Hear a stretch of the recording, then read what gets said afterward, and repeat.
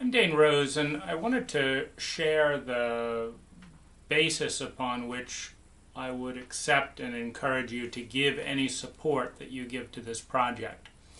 And the first thing to understand is that in many ways it's a design enterprise. And so I'll be much more interested, as an example of a value hierarchy, if I can create either a simulation and then a reality of a new way to accept payment for nonprofits than I would raising $1 million for an existing payment structure. Currently, all nonprofits are getting currently credit cards are getting a cut of all nonprofits that use credit cards. We haven't been able to find a credit card that will donate directly to a nonprofit and pass the flow through. And so if I can fiddle around with that and find a workaround, I'm very interested in that. I'm also an outlier in a number of ways with this bent or with this approach.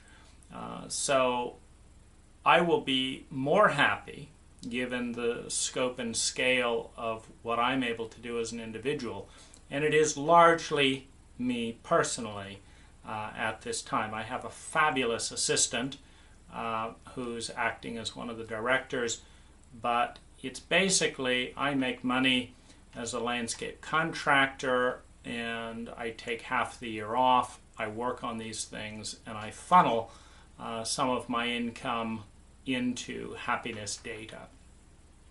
Now,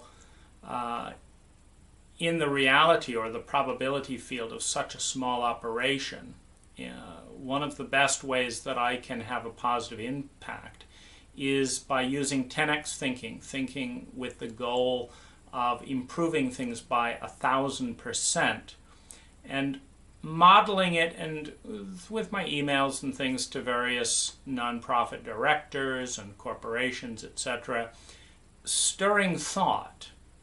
And so if I write 10 emails and one of those nonprofit directors, one of those corporations fiddle with things in a multi-million, multi-billion dollar industry, then I'm having a lot more impact than if I raise a bunch of money on, using traditional means myself. And so I'm expecting a lot of failure on a number of levels. First of all, I'm expecting to fail to be particularly popular and mainstream initially. I think all outliers do. Secondly, I'm expecting to fail to be big, at least for the next 5 years. And I'm expecting to fail to come up with the right idea the first time. So really a lot of what I'm doing is cross-referencing. I've read more than 500 books in the last several years, and I read them in different sectors. And I'm a pattern analyzer. And so one of the things I look for is convergence. Kurzweil is talking about the singularity. Diamandis is, pioneering different forms of with his university and different forms of abundance, etc. Elon Musk is my favorite technologist. So we have, that bent over there. But I'm also interested in the evolution of science as a cultural phenomena in the United States. Science is the dominant paradigm within materialistic Western culture. But there are areas in science where it is highly political and very unscientific. And this is a big area of interest because, as Rupert Sheldrake found with his great documentation on the unscientific practices of science, when science becomes political but is confused with actual science, it's very dangerous because of the amount of credibility. Science is the new Catholic Church.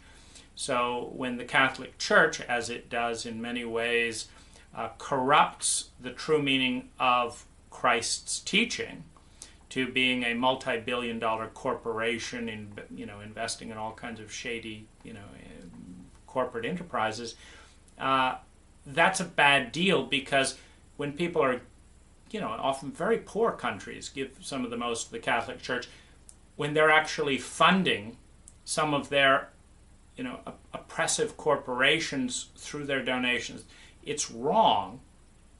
And when people believe in the real beauty of science only to find that their scientists are, whether it's for government bribes, as in the case of the psychedelic fiasco, in which 40 years of great medicine was essentially crushed without any scientific peep from the scientific community, you see a bizarre phenomena where science has earned its position as being superior to, for example, the Catholic mythology, but science itself is an ever-improving iteration, and that's what makes it so strong.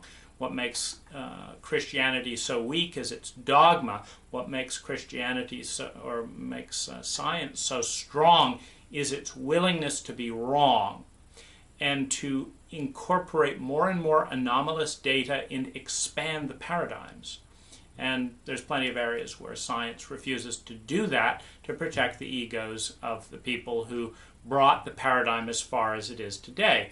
And if we look at science as a piece of clay that is malleable, that is working towards the ideal of a unified theory in which all data is incorporated and synthesized and understood and digested through the human mind in a way that creates useful predictability and all that, is a profound tool. But what science does when it makes a certain amount of headway and covers, let's say, 80% of the data, and then there's 20% of the data that's anomalous, it's not fitting in the paradigm. And what too many scientists are doing for political and egotistical reasons is attacking the data that they espouse as their deity. They espouse follow the data, but when they attack data because they don't have an alternative to the 80%, when you've got a theory basically that's 80% right, you don't want to throw it out, is what it boils down to, and you shouldn't. But neither should you attack the data that doesn't fit, the 20% that you're wrong. You need to expand the distinction, the complexity of your theories over time. And when that doesn't happen, it's called superstition, and plenty of scientists are superstitious. So these are areas that I'm interested in at Happiness Data, and perturbing those pots, fiddling with things, sparking thought. And so, I don't expect Happiness Data to be an intelligent investment in terms of, the cheapest way to save someone's eyes anytime soon, or the cheapest way to feed someone a meal. And there's plenty of people doing a good job at that, so I'm not trying to do that. What I'm trying to work with is paradigms, models, where the nonprofit sector as a whole can be 10 times more potent. And I expect it to take a good 10 years to start making good headway.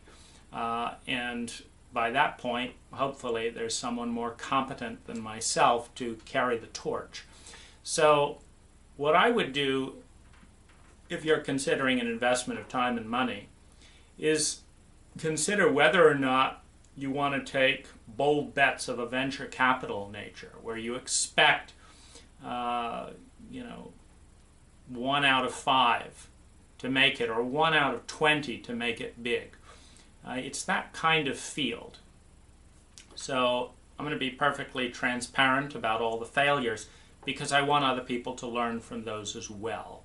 So if you anticipate that and you understand that thought process, that paradigm, and you think that your $100, your $1,000 within the next 10 years has a 1 in 20% odds of having an enormously positive impact, then this is a great investment for you to make.